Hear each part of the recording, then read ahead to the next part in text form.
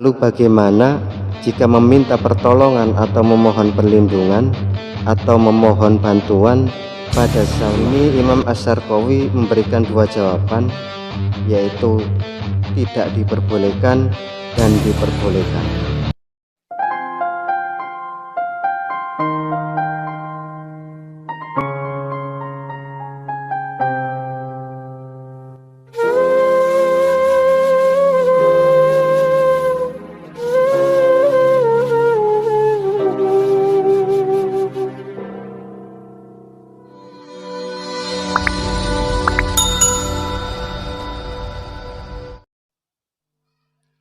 Allahul Kafi Rabbunal Kafi. Allah yang mencukupi, Tuhan kami yang mencukupi. Qasadnal Kafi wajadnal Kafi. Tujuan kami Allah yang mencukupi, yang kami temukan Allah yang mencukupi. Likulling kafi kafanal kafi. Terhadap segala sesuatu Allah yang mencukupi. Yang memenuhi segala kebutuhan hanyalah Allah. Wa ni'mal kafi, alhamdulillah. Allah lah sebaik-baik zat yang mencukupi. Segala puji bagi Allah Subhanahu wa ta'ala. Hasbunallah wa ni'mal wakilu, ni'mal maula wa ni'man nasiru. Cukup Allah sebagai pelindung kami. Allah adalah sebaik-baik pelindung dan sebaik-baik penolong. Wa kafallahul mu'mininal qital. Allah lah yang mencukupi orang-orang mukmin dalam pertempuran. Amin, amin, amin, amin. Amin ya rabbal alamin. Kabulkanlah doa kami, wahai Tuhan semesta alam. Allahul Kafi Rabbunal Kafi. Qasadnal Kafi wajadnal Kafi. Likulling kafi kafanal kafi. Wa ni'mal kafi, alhamdulillah. Hasbunallahu wa ni'mal wakilu, ni'mal maula wa ni'man nasiru. Hasbunallahu wa ni'mal wakilu, ni'mal maula wa ni'man nasiru. Wa kafallahul mu'mininal qital. Wa kafallahul mu'mininal qital. Wa kafallahul mu'mininal qital. Wa kafallahul mu'mininal qital. Amin, amin, amin, amin. Amin ya Allah Rabbal alamin. Jadi hizib atau hizbun itu mempunyai arti kumpulan, golongan, laskar atau pasukan. Akan tetapi hizib yang dijadikan wirid atau dijadikan riyadhah oleh para santri itu mempunyai arti sebuah kumpulan wirid yang berasal dari Al-Quran atau hadis Nabi, yang digunakan untuk memohon pertolongan kepada Allah Subhanahu wa ta'ala dalam menghadapi persoalan-persoalan lahir maupun persoalan-persoalan batin, baik itu menyangkut urusan dunia maupun menyangkut urusan akhirat. Bagi orang-orang ahli ilmu hikmah yang mempelajari tentang fadilah sebuah wirid yang terkumpul, yaitu hizib dengan segala kekhususannya, maka pengertian hizib ini menjadi lebih spesifik lagi. Hizib tidak lagi hanya menjadi serangkaian wirid, akan tetapi merupakan pasukan pelindung bagi mereka yang mendawamkannya. Kekhususan hizib ini tidak hanya terletak pada penciptaannya saja, tapi juga tidak sembarang ulama yang dapat membuat hizib.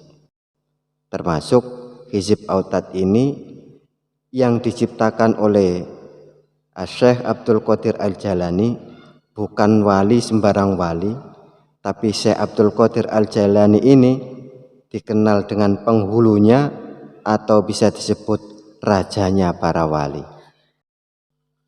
Oleh karena itu makanya Hizib Autat ini ada beberapa fadilah atau keutamaan bagi yang mendawamkan bacaannya.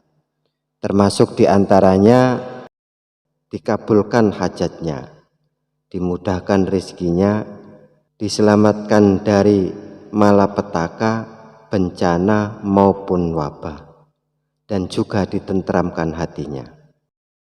Dan dalam hizib ini Syekh Abdul Qadir Jalani menyatakan keimanan secara totalitas bahwa Allah adalah pencipta, penguasa semesta, semua yang ada dalam kuasanya, sehingga memasrahkan dirinya secara totalitas dengan selalu berlindung kepadanya, memohon padanya bukan pada selain Dia.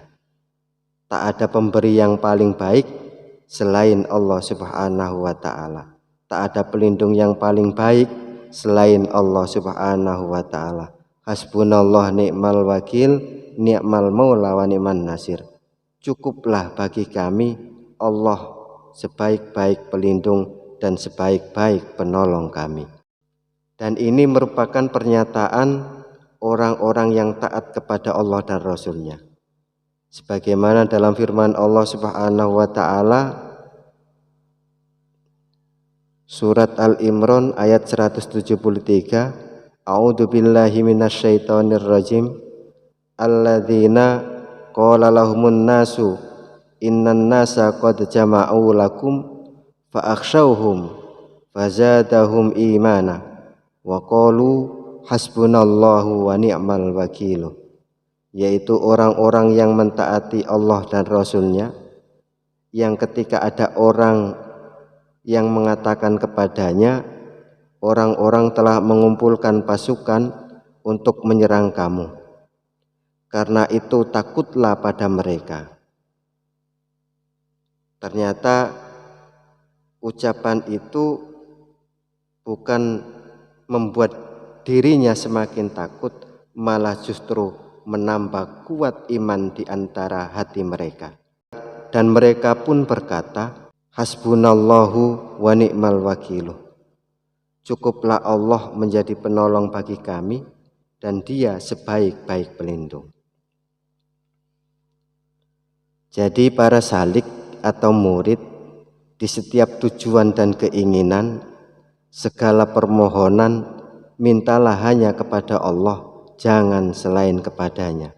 Bersandarlah hanya kepada Allah, jangan selain kepadanya.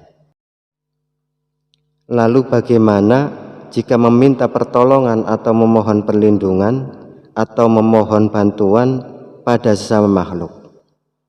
Misalnya ketika kita punya masalah atau kita punya hajat atau kita punya keinginan, kemudian kita mendatangi seseorang, orang pintar misalnya, kemudian kepadanya kita mengadukan segala masalah, kepadanya kita mengadukan segala hajat kita, menyampaikan keinginan dengan harapan agar masalah yang kita punya agar segera bisa sirna, dengan harapan segala hajat dan yang kita ingini segera bisa tercapai. Apakah yang demikian ini termasuk sesuatu yang dilarang oleh Allah Subhanahu wa ta'ala? Yang pertama, tidak diperbolehkan. Wa'lam anna talaba minal khulqil munafilil ubudiyati. Begitu kata Imam Asy-Syarqawi. Ketahuilah bahwa sesungguhnya meminta pada makhluk dianggap bertentangan dengan ubudiyah kita. Wa talabu minhum ala wajhil i'timadi alaihim, yaitu meminta dari makhluk yang menggantungkan padanya, wal isnadi ilaihim, dan menyandarkan padanya, wal ghaflati fi khalid talabi anillahi ta'ala, dan lalai untuk meminta kepada Allah Subhanahu wa ta'ala, sehingga kita akan cenderung untuk mengkultuskan dan mengarahkan kita untuk menjadi orang yang musyrik. orang yang menyekutukan Allah Subhanahu wa Ta'ala. Kemudian yang kedua dibolehkan amat talabu minhum min haitsu kaunihim asbabamal i'timati fi nailil matlubi 'alallahi wa ru'yati annahul mu'ti falaisa munafiyan lil ubudiyyati. Bila mana permintaan tersebut diiringi dengan keyakinan bahwa makhluk yang dimintai itu hanyalah wasilah, hanyalah perantara, tetapi yang sebenarnya yang memberi pada hakikatnya adalah Allah Subhanahu wa Ta'ala sebagai satu-satunya tempat bergantung, bukan yang selainnya, maka ini tidak bertentangan dengan ubudiyah, tidak bertentangan ajaran-ajaran agama, dan ini tidak dilarang oleh Allah Subhanahu wa Ta'ala. Jadi menurut Imam As-Sarqawi ada dua jawaban, yaitu dibolehkan bila mana tidak merusak ubudiyah, tidak merubah keimanannya dan menjadikannya sebagai wasilah, sebagai perantara. Seperti misalnya bila kita mau memasak, maka kita butuh api untuk memanaskan. Karena api diberikan karunia unsur panas oleh Allah Subhanahu wa Ta'ala sehingga bisa memanaskan untuk mematangkan masakan. Termasuk bila kita mau memotong sesuatu, maka kita akan membutuhkan pisau. Karena Allah Subhanahu wa Ta'ala memberikan karunia pada pisau untuk bisa potong sesuatu. Begitu pula halnya ketika kita ada hajat, ada keinginan, kemudian kita sowan pada agamawan, pada kiai misalnya. Kita minta didoakan karena kita mempunyai keyakinan, karena kekhusyuan dan istiqomah dalam ibadahnya, sehingga seorang kiai itu mempunyai karunia berupa maunah, sehingga doanya mustajabah.